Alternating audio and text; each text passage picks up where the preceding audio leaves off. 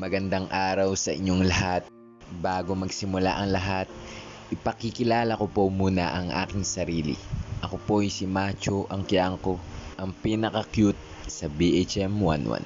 At halina't dumako na agad tayo sa ating pangunahing paksa. Tara!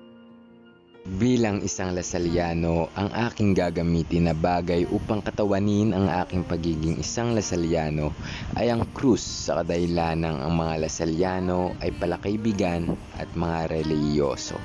Kahit na sandali pa lamang ako nag-aaral sa De La Salle University ng Dasmariñas, ay ramdam ko na ang kanilang pagiging isang mabuti at responsableng mag-aaral. Sa La Salle Dasmariñas ay marami akong nakilalang mabubuting kaibigan at kasama ko parati sa kasiyahan at pati na rin sa kalungkutan. Sila ang aking mga kaibigan na aking nakilala sa pag-aaral ko sa kursong Hospitality Management na itinuturing ko ng mga kapatid.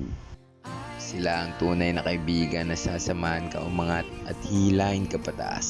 Sa paglipas ng panahon ay lalo pa kaming magiging matatag at sama-sama sa itaas man o sa aming pinakamababa ng aming buhay.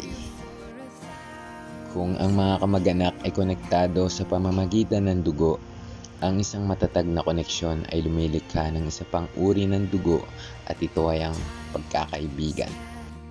Dahil napakaraming iba't ibang uri sa mundo, hindi lahat sila ay magiging malapit sa atin at hindi lang sila ang makakaharap natin. May mga individual na maaari nating matutunang pahalagan at tangkilikin ang ating sarili. Ngunit katulad ng ibang samahan, dumaraan din sa panahon ng tampuhan at di pagkakaunawaan ang magkakaibigan. Sa anumang dahilan, maaaring magkaroon ng lamat ang samahan.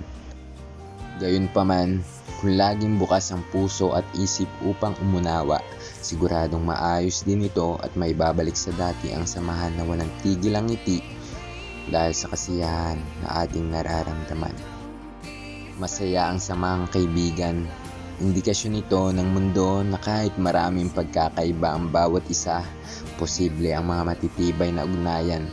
Kaya naman, tatapusin ko na ang sanaysay na ito sa isang salitang paalam.